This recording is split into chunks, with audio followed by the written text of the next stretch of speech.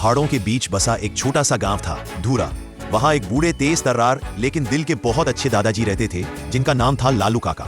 लालू काका की सबसे बड़ी पहचान थी उनकी पुरानी पीली लालटेन, जिसके बिना वे कभी रात में बाहर नहीं निकलते थे। गांव के बच्चे अक्सर मजाक करते, काका इतनी पुरानी चीज क्यों संभाल कर रखी है? लालू काका बस मुस्कुरा देते, अरे बच्चा, हर पुरानी चीज बेकार नहीं होती, कुछ चीजें रास्ता भी दिखाती हैं। एक शाम गांव पर घना कोहरा छा गया, आसमान बादलों से भरा था।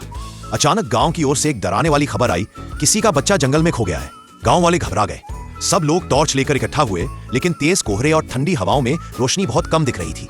तभी लालू काका अपनी पुरानी लालटेन जलाकर बोले, ये लालटेन आज भी उतनी ही रोशनी देती है जितनी सालों पहले देती थी।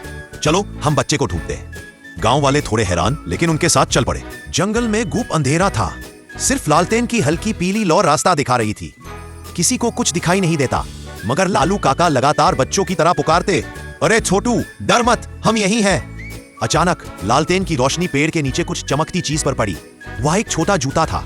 सबने राहत की सांस ली, यही दिशा सही होगी। लालू काका उसी दिशा में बढ़ते गए।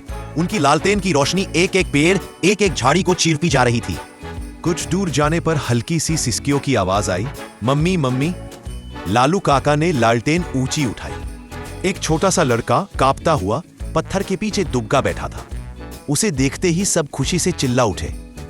लड़के ने लालू काका की लालटेन को देखा और रोते रोते बोला, मुझे लगा कोई आएगा ही नहीं, पर इस रोशनी ने मुझे सच में बचाया। काका की आंखें भर आईं। लड़के को घर पहुंचाने के बाद बच्चों ने फिर पूछा, काका ये लालटेन आपके लिए इतनी खास क्यों है? लालू काका धीरे से बोले, जब मैं जवान था, एक बार मैं भी इसी जंगल में भटक गया था। अंधेरा बहुत था, तब मेरे पिता मुझे ढूंढते हुए आए, इसी लालटेन की रोशनी के सहारे। उस दिन मैंने तय किया, इस लालटेन की रोशनी हमेशा किसी का रास्ता बनाएगी, जैसे उसने मेरा बनाया था। गांव वाले चुप हो गए। सबकी आंखों में श्रद्धा थी। अब लालटेन सिर्फ लालू काका की नहीं रही, वह गांव की उम्मीद की रोशनी बन गई। इससे सीख ये मिलती है कि पुरानी चीजें सिर्फ सामान नहीं होती, उनमें कहानियां होती है, यादें होती है और कभी कभी किसी की जान बचाने वाली रोशनी भी।